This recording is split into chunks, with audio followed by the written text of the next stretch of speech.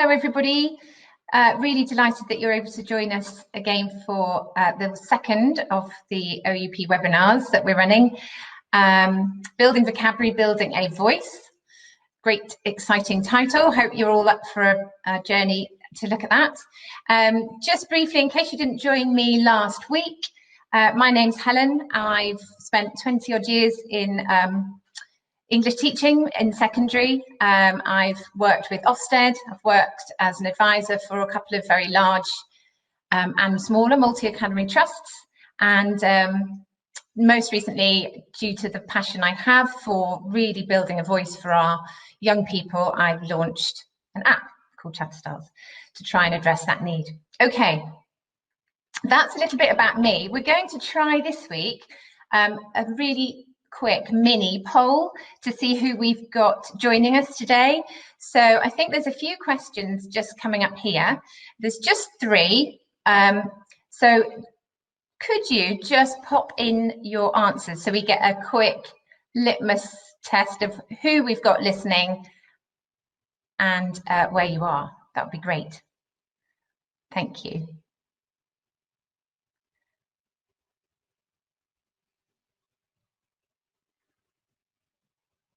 I don't know how long that process takes, Sam, do you?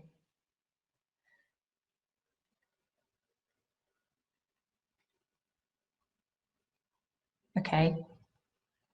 I'm hoping that we will get a little screen telling us at some point. There we go. Thanks for participation.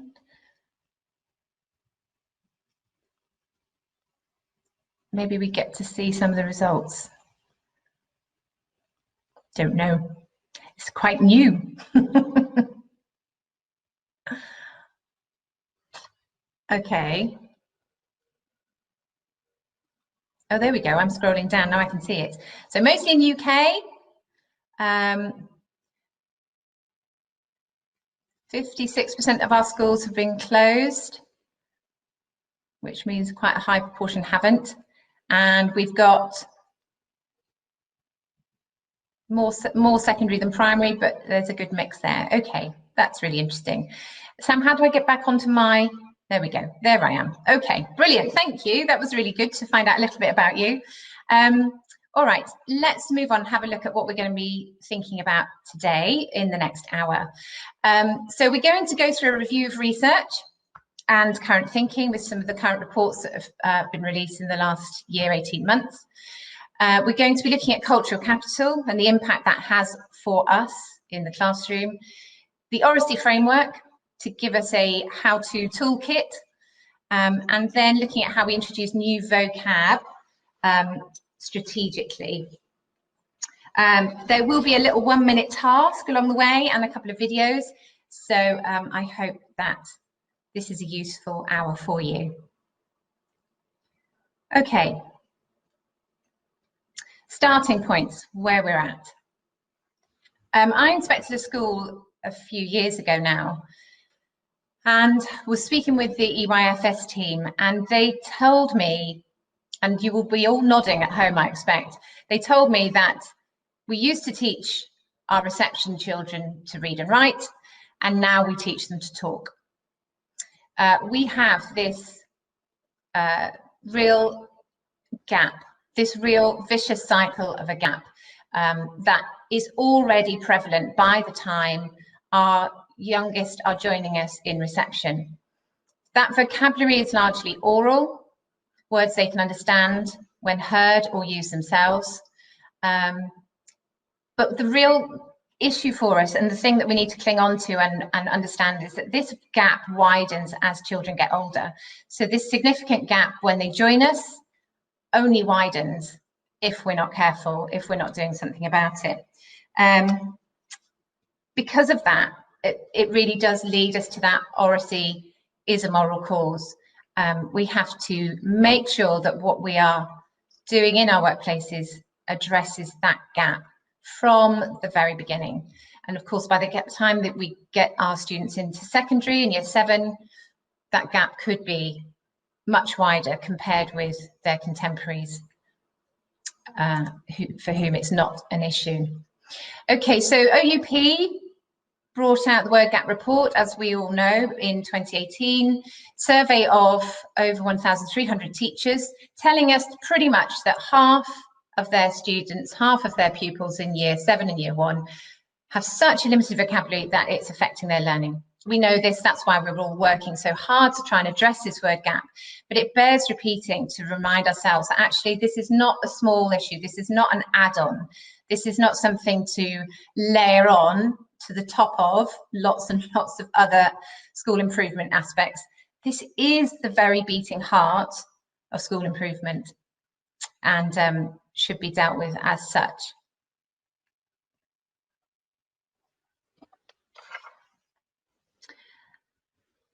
Good old national curriculum, what does it tell us? Well, last week, if you joined me, we spent a lot of time looking at how our vocabulary teaching needs to be really engaging and energetic. We need to be energizing the vocabulary environment, as Beck tells us. And that's threaded here into the national curriculum, developing vocab actively, building on that store of words. I think our real challenge with this, for us as secondary teachers in particular, is that we have quite a lot of non-specialists, particularly at Key Stage 3, for whom that little phrase there, shades of meaning, might not be their best skill in the classroom, because that's talking about nuance, and that really needs that specialist knowledge. So I think that there's a real challenge for us here in secondary, particularly for our non-specialists who, you know, in the schools that I'm seeing, there's a lot of non-specialists in Key Stage 3 doing a fantastic job, but we need to make sure that our training events and that our CPD really focuses and targets vocabulary for all of our teams, but particularly our non-specialists, because of the impact that we know it's going to have. Spoken language, the national curriculum is telling us here that we need to be making sure we've got lots of exposure to formal standard English environments. It may well be that our classroom, our setting, is the only exposure that our students are getting to formal English, to standard English. So we need to make sure that we're giving them that confidence. Towards the end of that little phrase there, we've got those words speculating, hypothesizing, exploring ideas. That's really key for us, isn't it, in English, particularly once we're looking at GCSE, AQA syllabus in particular. We know that that idea of having modality where there's a real possibility, could, may, might, those modal verbs give us that concept of speculating, hypothesizing, that the national curriculum is telling us we should be exploring. And that for us, we know in AQA band 3, that's where we're aiming to bring in that idea that it's not a foregone conclusion. There is more than one interpretation. Adverbs help us with modality, don't they? So we've got alternatively, possibly, bringing in the idea that actually there is more than one interpretation of a text. So it's really clear, our national curriculum. It tells us really quite clearly what it is we should be doing, what our department planning should look like, and what it should encompass for our students, for our young people. This next slide is going to frighten us all. Despite that, despite all those findings, despite all the evidence that we've just shared there, on average, a child in a deprived area, and they are the ones who need it the very most, speak no more than 4 words a lesson. Now, I bet that's not English. I bet that's not English, because we're great at this in the main. We're really good. But in terms of school improvement, in terms of equality of provision, there's a lack of consistency. And actually in our webinar 4, we're going to be looking at how oracy across the curriculum might look. So please join me for that one. But this is terrifying. Imagine that. Imagine your child going to school and across 5 lessons is speaking 20 words. Really, really quite frightening. So let's bear that in mind when we're thinking about all that we need to improve and plan for across our curriculum. Right, now that I've frightened you, I'm going to cheer you up. Let's have a look at why this is really so tricky through the lens of the wonderful Blackadder. If you don't know Blackadder, then I'm amazed, because I'm sure you do. But let's just spend a minute and a half looking at why this vocabulary lark is pretty tricky. Thanks, Sam. Thank you.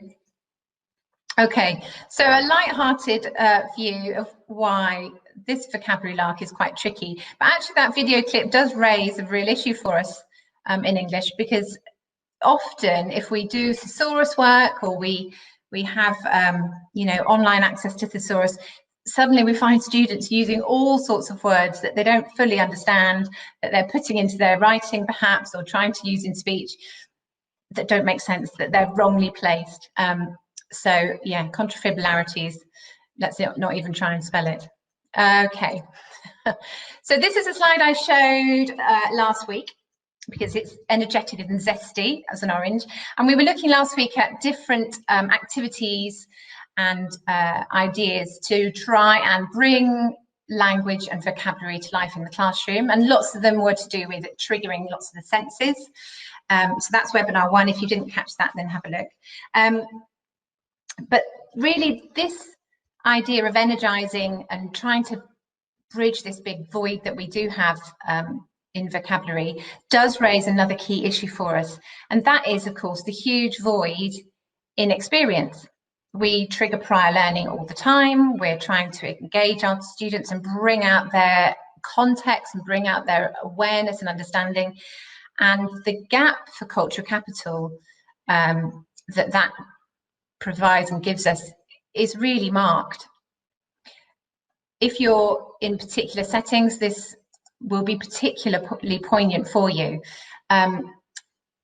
So what if you'd actually never eaten that orange? How on earth would you write about the orange if you've never eaten it? Or if you've never sailed a boat, or been to the beach, or sung in a choir, or been to a museum, or all of those things, or smashed an avocado. I don't know why we smash avocados, but it seems to be the vibrant verb we use to describe how we eat avocado. All of those aspects that we are wanting our young people to bring to their understanding of a text, their understanding of a character, there could just be a big empty void there. That cultural capital gap is really very significant for many of our pupils, for many of our young people. That lovely phrase, but Miss, I can't think of anything to write. I can't think of anything to write. I can't think of anything to say. Well, that will be because those experiences, those contexts are limited, they're lacking. And we've got a huge job to do here. I said last week that quote from the CEO of TED Rag Trust, "We're the givers of hope." And it's really vital that that is our mantra, that that is our reason for being, that we are the givers of hope. So we have to find ways to get rid of our classroom walls and to bring those experiences in, so that we can really provide our young people with the best possible chances they have to be successful, and to use a vocabulary that entitles and enables them to be successful. I saw a meme quite recently. I think it was a meme. Not too sure what a meme is. I'll have to ask my daughter.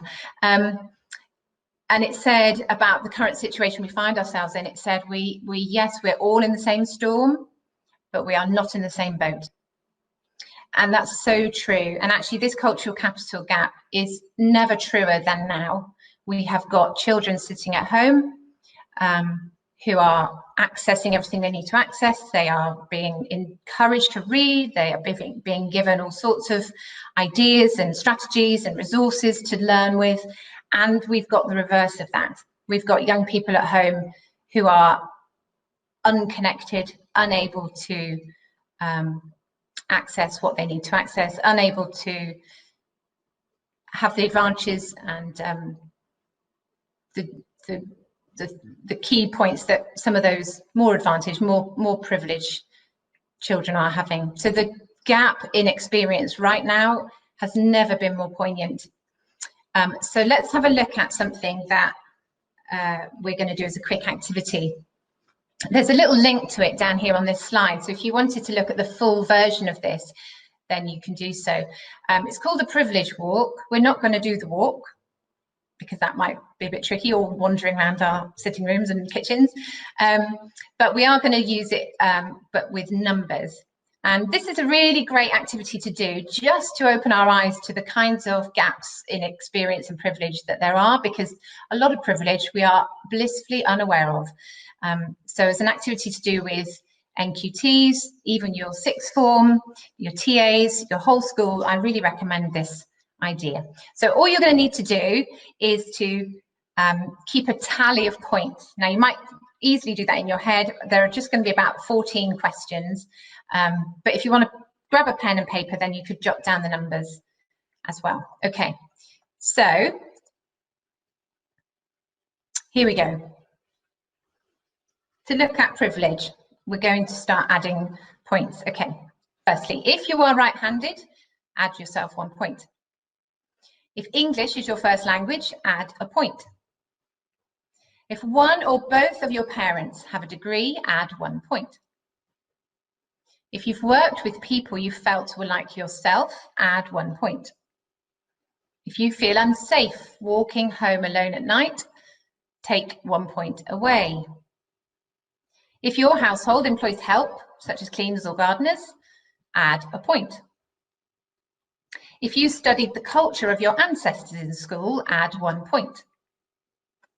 If you would never think twice about calling the police when trouble occurs, add 1 point. If you have a physically visible disability, take 1 point away. If you were ever discouraged from an activity because of gender, take 1 point away. If you ever tried to change your appearance or behaviour to fit in more, take 1 point away. If you went to college or university, add 1 point. If you have more than 50 books in your household, I think most of us will be adding 1 point. If your parents told you you could be anything you wanted to be, add 1 point. Okay, so you've now got a number sitting in front of you. The privilege walk idea is quite interesting, but it does mean that it's visible to everybody. Doing it as a number, it's not visible to everybody, but there are, on the website that I shared with you, there's probably about 50 questions. It's fascinating to see what some of those questions are. The little picture on that slide is another way that I've seen teachers use to think about privilege. Children are lined up all around the classroom and they've all got a screwed up piece of paper which they have to try and get in the bin. And obviously it's easier for some than others. So that might be something you wanted to use as well. But it really does help us to remember the different experiences that we have sitting in front of us in the classroom and what privilege might look like when we're thinking about cultural capital gaps. Okay, so our new inspection framework places a huge emphasis on curriculum, as we know, this deep body of knowledge. And that is to address in some way this lack of cultural capital, to try and fill those gaps. Amanda Spielman talks about this significant exposure to the worlds of language and literature. And really that couldn't be more important for us, particularly in our subject, but this is one of the key ways that we jump these gaps. Because we might not have experienced museum, but if you are a reader, if you have heard stories, if you are sharing a love of story, then you give those young people and you give your students that deep body of knowledge virtually in other worlds. They can jump that gap. Best way to bridge that gap. Because readers are there virtually. Books, I read this week, books give us somewhere to go when we have to stay where we are. And that is a bridge, isn't it, for us in terms of cultural capital. What you've got here are some of the 2018-2019 SATs phrases from Key Stage 2.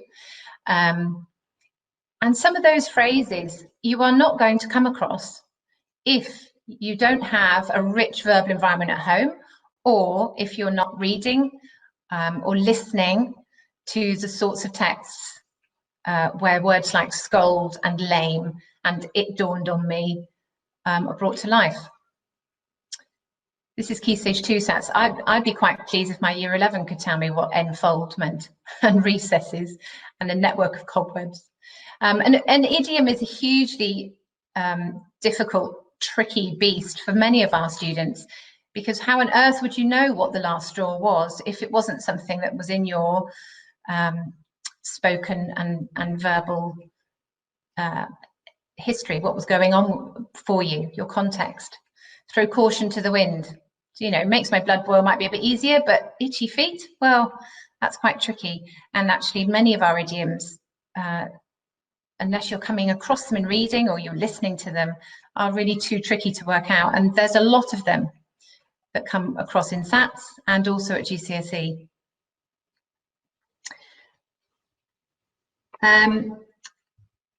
Last week, lots of the questions that came across were on supporting lower ability and how we really try and pull up those for whom the gaps are largest and widest.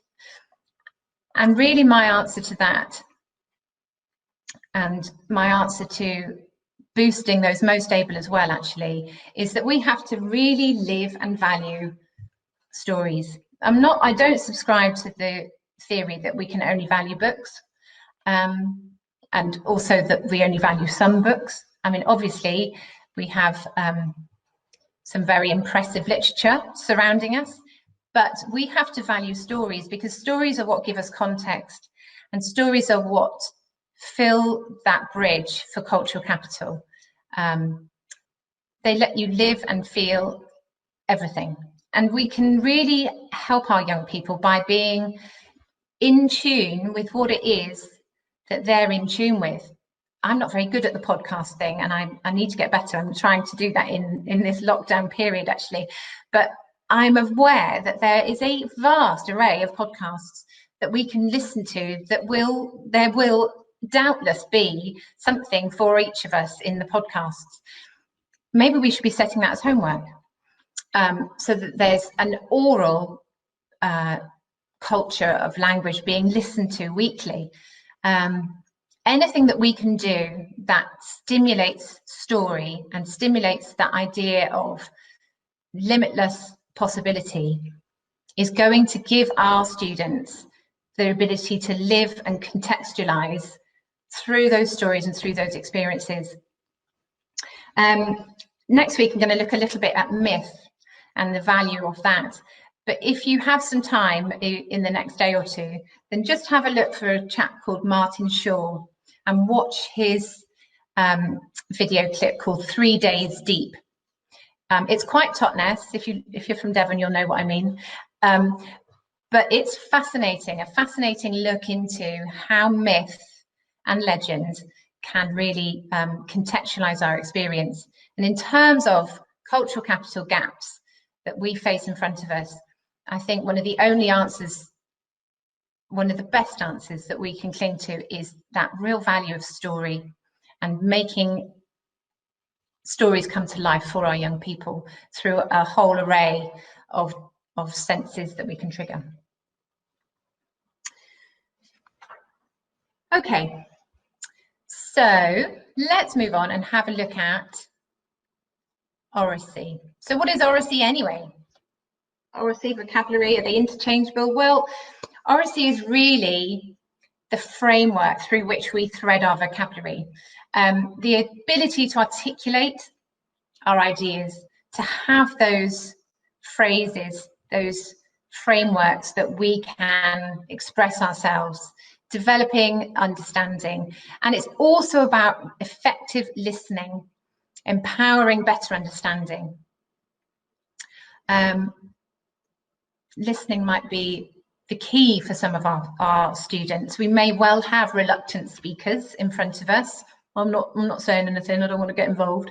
Well, we can work on their listening skills, and by establishing a set of listening skills and what it means to be a good listener, that is a really good way in for our reluctant speakers. And we're going to have a look now at the Voice 21 framework for oracy, which really gives us what we need in order to create that systematic teaching of oracy across the curriculum. And maybe it's a little bit small, but I hope that you can see that there. But essentially what that's telling us is that the oracy framework is not exclusively for English by any means. This is something we should be looking at cross-curricular. Certainly, if you're a literacy coordinator, you should be shouting to get a bit more funding to have an oracy lead. Maybe that can be encompassed within the literacy coordinator role and give you even more time and money. That would be nice. But an oracy leader for a school, I think, is an absolute must, because as we've been saying, it's the driver through which we attach everything that we do and learn in the school environment. And this really is why in English we have probably the best subject to teach. I think we might all think that. Such a fab subject to teach, because look what we're doing. We're doing a bit of drama here. We've got the physical, we've got the voice, we've got the body language, we've got a bit of PSHE in the social emotional. We've got to be able to work out, how do we work with our others? What does it look like to be a good listener? How can I respond appropriately? We've got the cognition in the middle, where we've got that real expertise and understanding of content. And then that linguistic ability to have that bank of vocabulary at our fingertips. So really this, in terms of curriculum and a toolkit, a planning toolkit for you in your curriculum, this should be your go-to resource. It's a really fab outline for an oracy framework, again by the ever brilliant Voice 21. They also provide the oracy benchmarks. Now, I recognise that's quite small. We probably won't be able to read it all, but I would urge you to go and have a look on the Voice 21 website. You'll very easily find that if you Google it.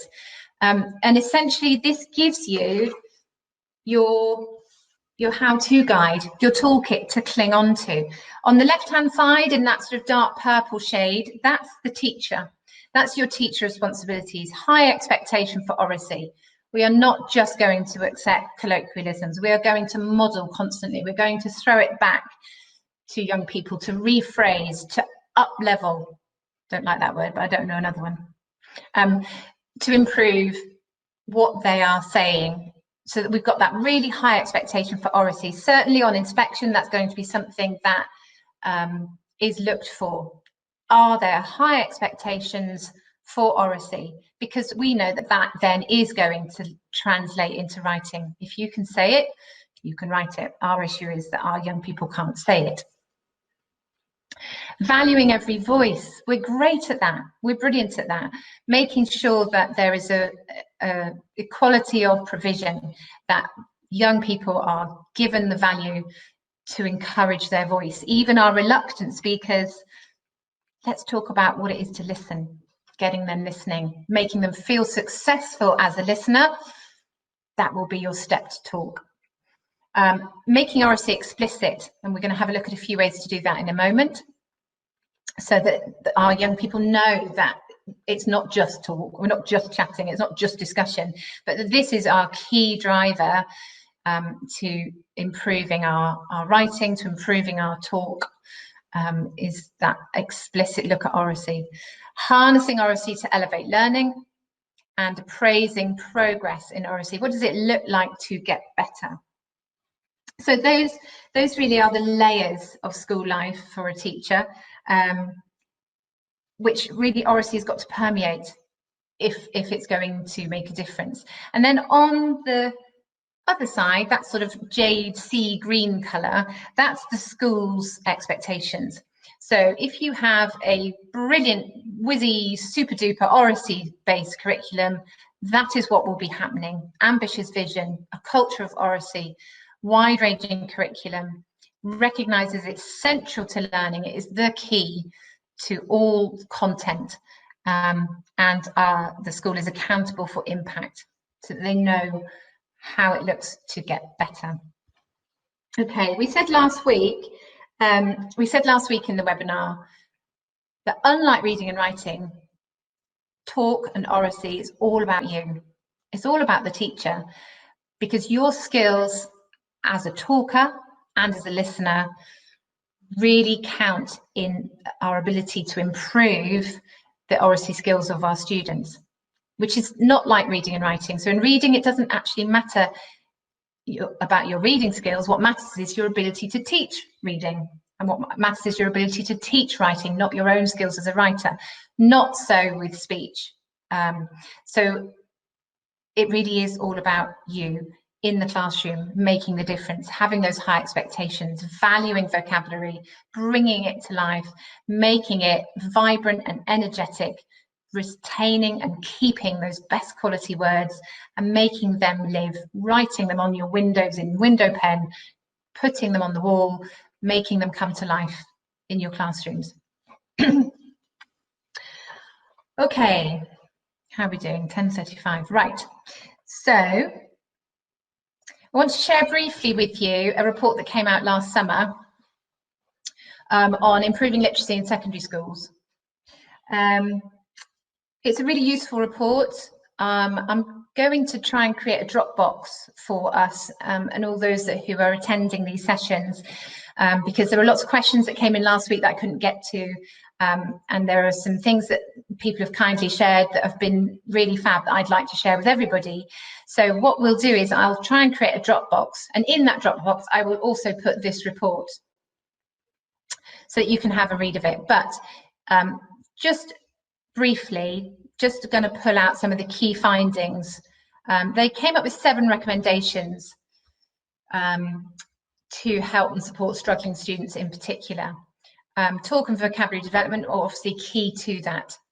And there's a couple of key things there that we know. We looked at last week, connections between words, looking at academic language. We're going to look at that in a moment. That difference in prioritising tier 2, tier 3 vocabulary, and looking at words and phrases in terms of curriculum planning. What do I want to be teaching and when? Providing opportunities for structured talk, guided by teachers, modelling high quality talk. But the key to this part that I'm going to be looking at in a bit more detail in a moment is the accountable talk. So accountable talk is a particular way of framing talk in the classroom and emphasising how talk can be subject specific. So that's where this comes from, accountable talks. It's mentioned in this report, and we'll have a look at that in a moment. We're going to watch a little video clip. And aligning vocabulary instruction with curriculum development. I think in webinar 4, we're looking at oracy and vocabulary across the curriculum, but there are so many links. Obviously the links with MFL are huge. You know, there are cognates, aren't there, where the word is pretty much the same in Spanish as it is in English, or in French as it is in English. And we don't do the best we can for our students if we don't look at those links and talk to each other in departments about how we can design our curriculum to try and benefit from one another. Actually, our MFL colleagues are amazing at teaching vocab because that's what they do. So we should be having conversations with our colleagues in terms of curriculum design and how it might link. And that's certainly something that this report recommends. Multiple opportunities. That was our key from last week, wasn't it? Repetition, repetition, repetition.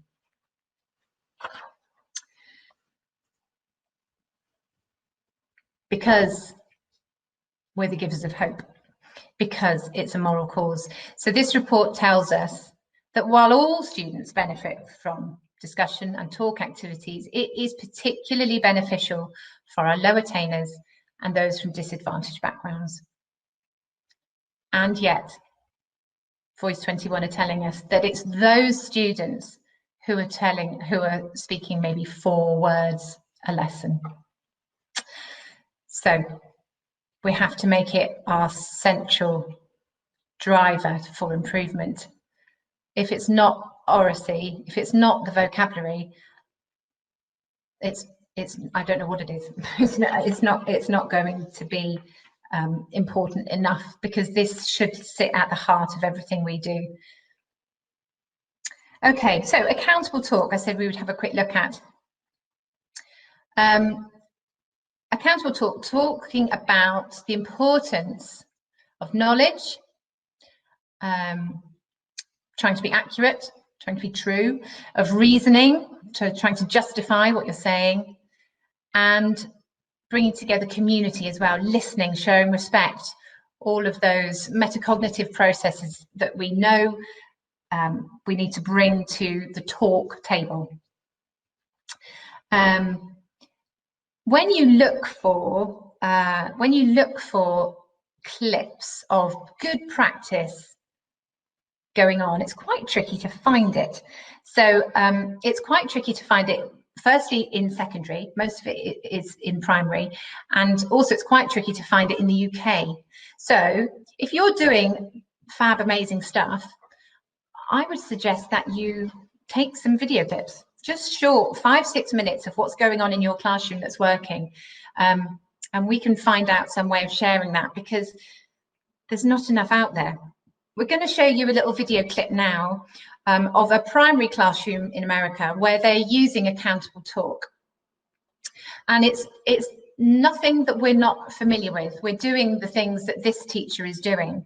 But it bears repeating, and it bears focus, just to make sure that those structures for supporting oracy are as tangible as they can be. When we've watched it, I'm going to look at some accountable talk questions and sentence stems that are more secondary friendly. Okay, we're just going to watch 1.5 minutes of this accountable talk. Thanks, Sam. Accountable talk is really a framework for a great class discussion. It's really taking cards that have prompts on them and getting kids to learn how to use the cards so they have something to say. One card might be, I think, because. Another card might be, I want to agree with you because. And it just gives them a way to enter. These conversations should be more rigorous than what you usually see in class. You really have to. Thanks, Sam. So a framework to build confidence, accountable talk, a framework to build confidence. I mean, I think that is a really helpful way to look at it. And certainly in our next webinar, where we're looking at moving speech to writing, it's one of the key ways of making our speech more orderly and bringing together ideas and including everybody. So just bringing those 3 strands together that you can see on that little infogram there, accountable talk is a useful tool. Obviously, those sentence stems that our colleague there was using were very primary.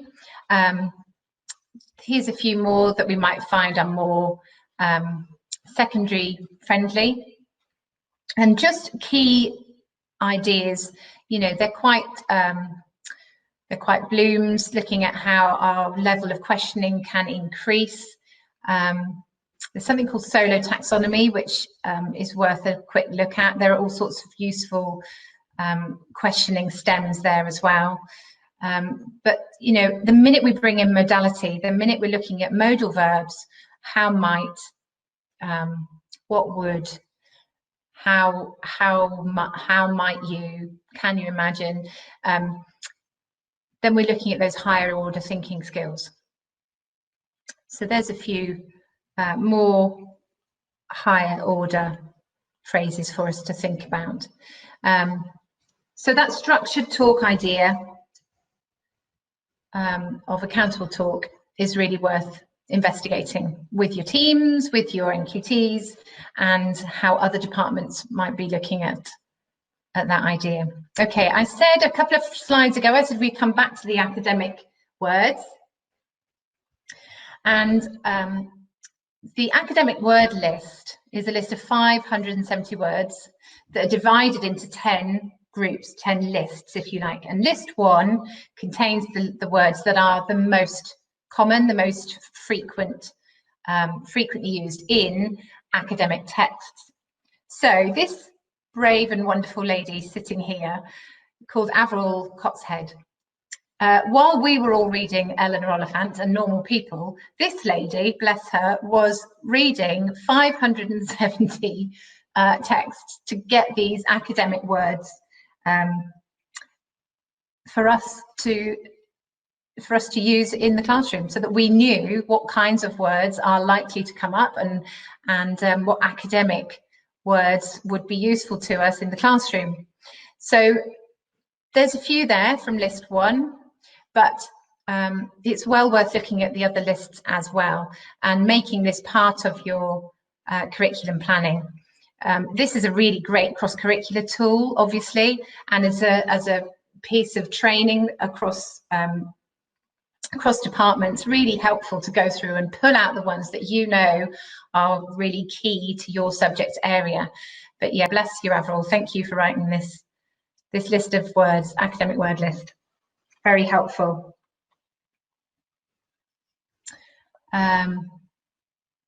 Great for a literacy coordinator to be looking at that and sharing. Okay, so last week I shared a little bit about Chatterstars with you. We had lots of questions about it, so thank you for those. Lots of people asking if it was suitable for secondary, which it certainly is. It has 8 levels behind it, starting from level 1, which is around year 2, follows the national curriculum word lists for key stage 1 and 2, and then through up to GCSE level. All 3 of my kids have been using it, and they range from 10 to 15. So thank you for your inquiries and feedback on that. And yes, it is useful for secondary. And a couple of people are asking about EAL learners, and I think that it would be really helpful for that too.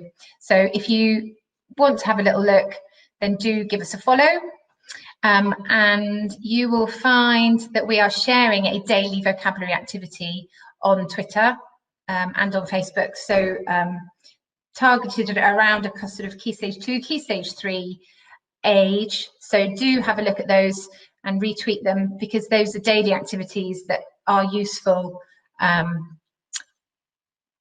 to have a look at, to really boost vocabulary in these times when we know we've got this big divide of what's going on at home. Maybe a vocabulary activity or 2 would be a good thing for our young people to be looking at. I pulled out a few of the questions from last week. Thank you so much for the people who sent them in. There's just a couple there that I just were sort of more frequent than some of the others. So crucially, what is tier 2, tier 3 vocabulary? Well, the tier 2 words are the words that are not the everyday words, but they're the words that are going to give us that edge in our speech and in our writing. You know, those beautiful, good quality words that are going to give us that extra layer of depth to what it is we're saying.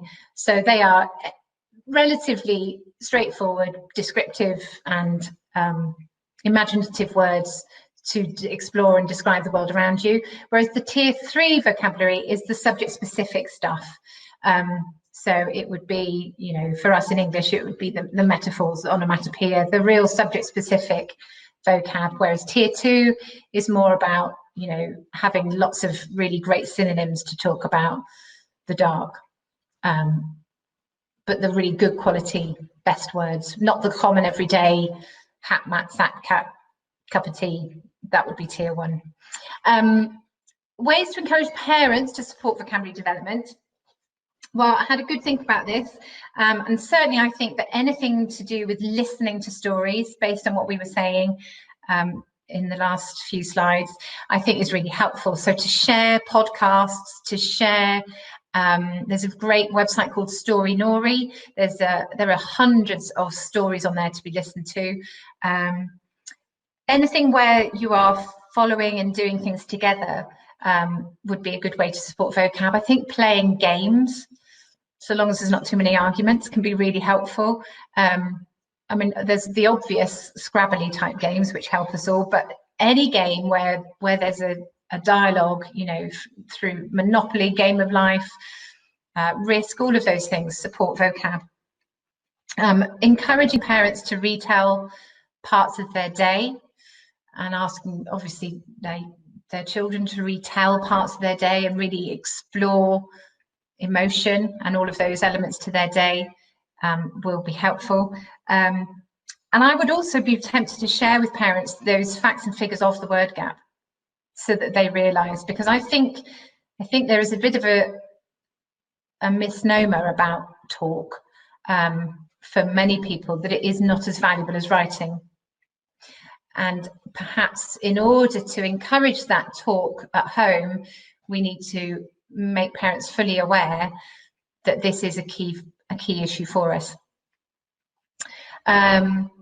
Okay, so that slightly morphs into what good vocab homework tasks are as well.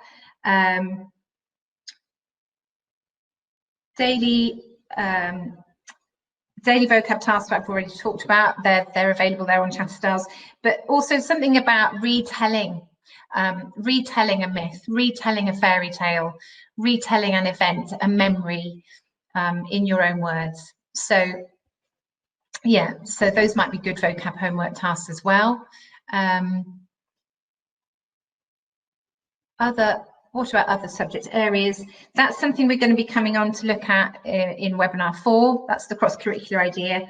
But certainly, I think as part of a literacy coordinator role, or as an addition to have an oracy leader who is really looking into this across the whole curriculum, will secure that equality of provision for us all.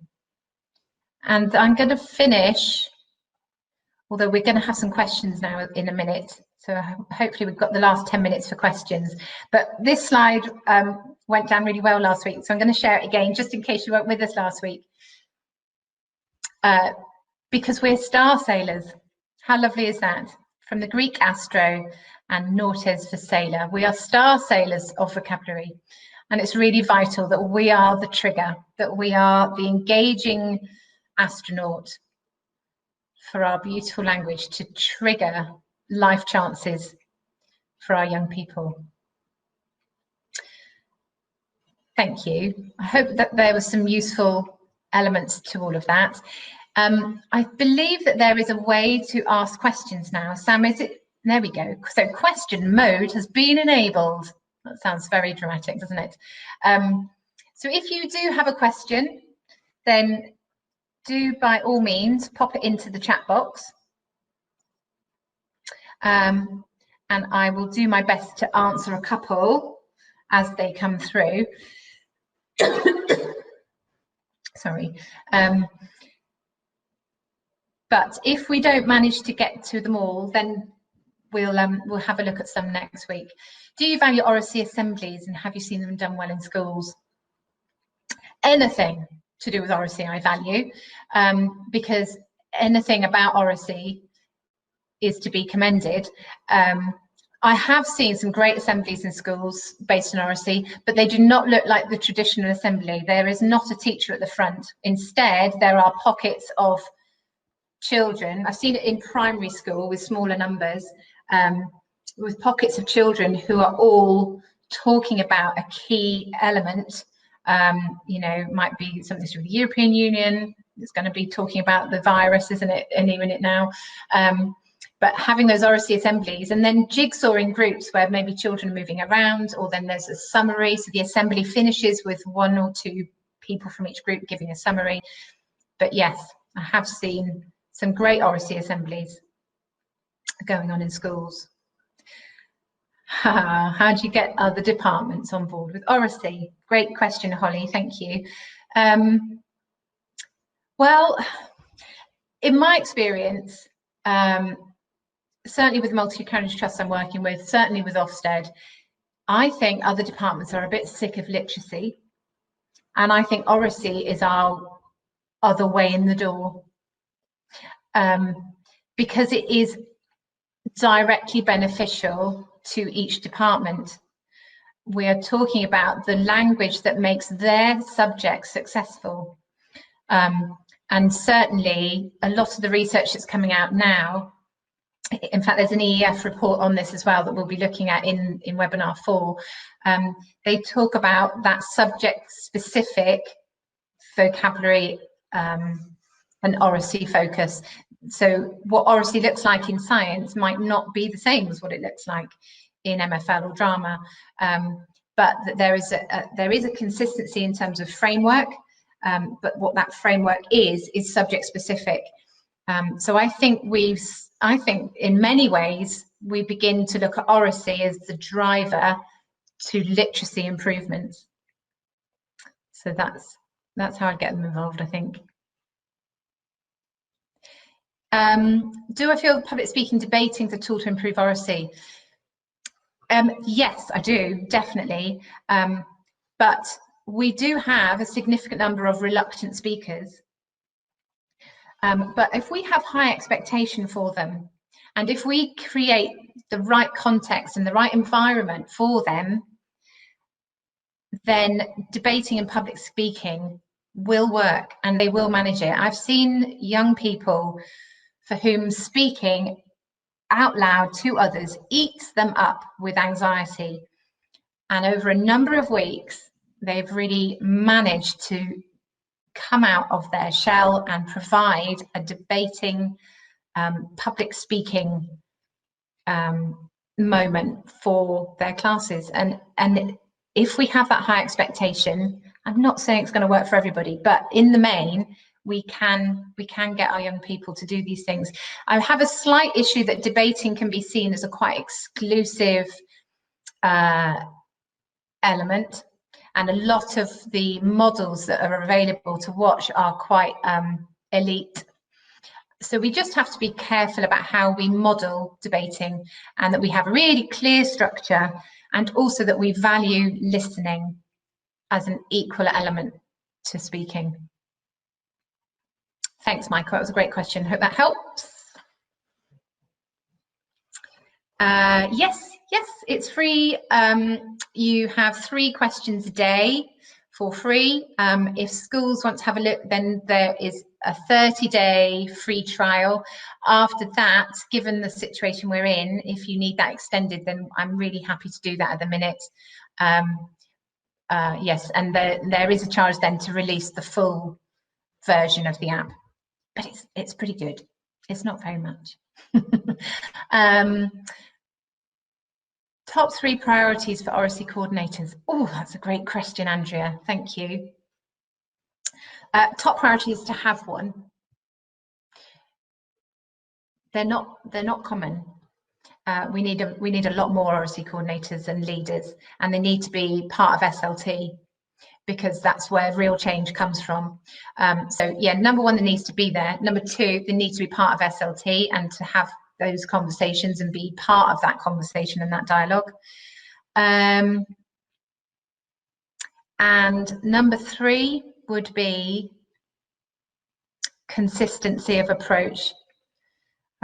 I think the equality of provision idea is really key. It's no good saying that the kids in 8Y are getting a great deal because they've got Mrs. Jones, who's brilliant at drama and oracy, because not everybody's going to get Mrs. Jones. So either you work out a timetable so that Mrs. Jones can carousel around everybody's classrooms, or you make your training sufficiently successful that everybody has the skill set needed to be a dynamo for oracy. That's off the top of my head. That would be my top 3. If I thought about it later, I might have a slightly different top 3. But thank you, Andrea. That's a good question. Thank you. Okay, we're coming up to 11 o'clock, and you've all managed to stay with me for an hour, so thank you. I hope that was useful. I hope you've enjoyed the session. Please join me again next week. We'll be looking at moving speech to writing, and I'm going to make that much more cross-phase. So that will be applicable for primary and secondary next week, moving speech to writing. But huge thank you for joining me and welcoming you to my kitchen, and have a great week and stay safe, everybody. Thank you.